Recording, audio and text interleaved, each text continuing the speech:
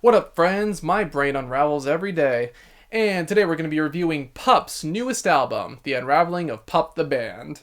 This is the fourth studio album by the Canadian pop-punk band PUP, following their 2019 album, Morbid Stuff. PUP have definitely been one of the more solid, modern pop-punk acts, as they feel a bit more raw and genuine compared to a lot of their contemporaries in the modern pop-punk scene. Their witty and sarcastic songwriting is probably one of their biggest draws, however their tight instrumentals and catchy hooks aren't too bad either. This new album does see them moving in a bit of a different direction. Though they still have a lot of their traditional pop-punk structures, the sound and production on this one is going to make it or break it for a lot of people, I think. It's less of a pop-punk record and almost more of like a noise pop record if I'm being honest, though it does have some blendings of both. While I do really appreciate this shift in sound, I don't know if they fully realized and committed to it, despite it being pretty solid either way. Nonetheless, Chords is a pretty amusing start to the project, imagining the whole band as a sort of corporate boardroom of all things. It also has a cool little instrumental shake-up with the piano, something the band really isn't known for using.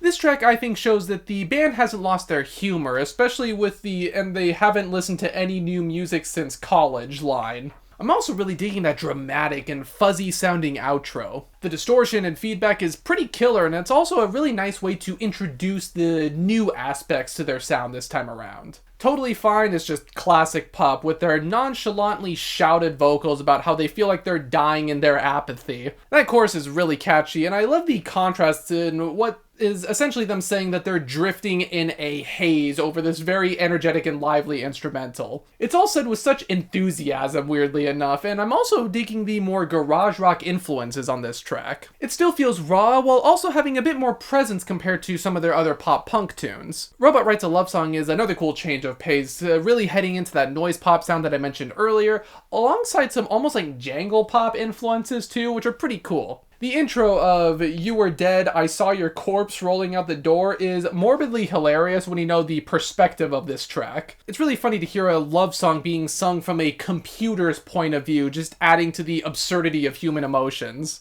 The riff is super catchy and lively, the song is textured with those drums and feedback, like, this song has it all. Definitely one of the best ones on this record, that's for sure.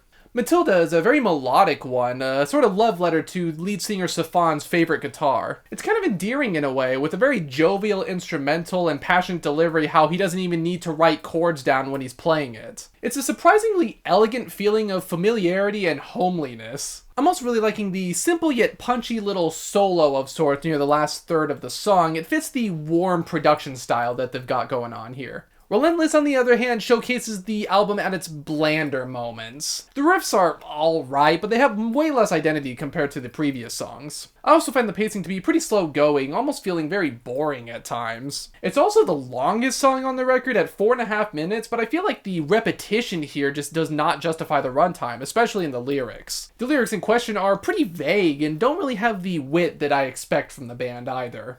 Waiting, however, is one of the heavier tracks on the album and definitely a good pace breaker. I'm loving these grittier riffs, and the fact that they can transition them into a sort of sing-along styled chorus is pretty impressive. I'm also really digging the subtle flares of the synth that give the track some texture. The switch to the talking styled second verse is very fun, and with lines like "and in the church basement with my anarchist leanings, I'm only there to see you Thursday nights at the AA meetings," like, how could you not just laugh along with the band? The next track, Habits, is definitely going to be one of the most divisive songs on the record, if not the most divisive, but I kind of love it. It's so synthy and weird that it ends up kind of sounding quirky and endearing. The constant force of that synth really gives the track a unique and almost somber vibe, which is fitting for the lyrics about basically just falling back into bad habits despite how hard you're trying to break them. The riffs are fun, the vocals have a nice sway to them, and I think the instrumental just adds to the noise pop inspirations really well. I can honestly see them expanding this sound even further, to be honest, and creating a sort of lush and fuzzy pop album in the future or something. The next two songs are largely nothing to really write home about, I think. I largely feel the same way about them as I do with Restless, however these ones have a bit more of a reasonable runtime in comparison. Cutting Off the Corners is a bit slow for my liking, with nothing really going on other than these sort of melodic guitar riffs. Grim Reaping is just kind of your standard punk fare, being a quick jolt of energy, but without the humor in the lyrics that really make PUP songs stick. They do end with a bang though, with PUP the Band is filing for bankruptcy. This is one of my favorite songs on here, immediately hitting you with that punchy riff and that dirty bass. That too old for teen angst, too young to be watched line sums up a lot of this album's themes, I think, and I really love how dark the guitar tone becomes as we approach the chorus, and in the chorus itself too. This song is essentially showcasing how you're watching your friends become successful while you're sort of still figuring things out, and it's delivered in PUP's usual very dry, humorous, and witty way. It's almost nihilistic at times, which I think is pretty funny, and the addition of the sax of all things adds a very dramatic flair to this track. I honestly wish we could have gotten more of that on the previous songs too. What a solid ending for the record though, man. Like, this is some of PUP's best stuff, I think, this song in particular at least.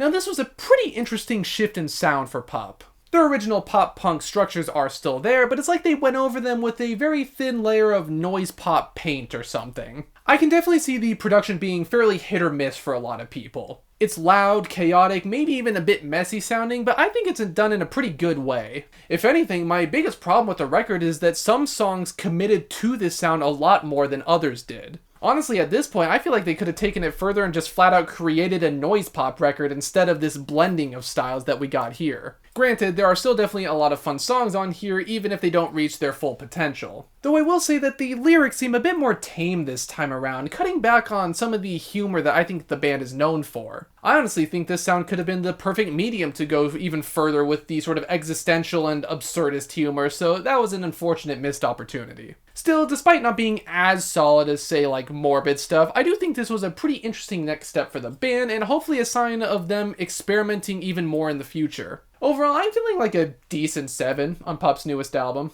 Now, of course, we do have to talk about album covers on this show, and honestly, I'm not too big of a fan of this album cover. I think it's kind of ugly, to be honest.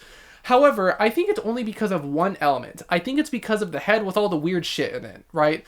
Honestly, I feel like if they took the head out and left it as just this weird sort of uncanny art piece with this huge sky and an empty field with a little house in the corner, it would have conveyed the album's themes really well. It's this sort of uncanny nature, like you know something should be filling up this space, but you don't know what, could represent the sort of writer's block or sort of existential being in your head vibe that's going on in a lot of the lyrics here, because I think the color combinations are pretty good other than the stuff in the head. So if you remove that one element, I feel like it could have gotten across a lot of this album's themes even without that element that you'd be removing. But those are just my thoughts on this newest PUP album. What did you guys think? Do you think this was a pretty good next step for the band? Do you want them to continue this sound even further, or should they go back to their more tried and true pop punk stuff that they've messed with before?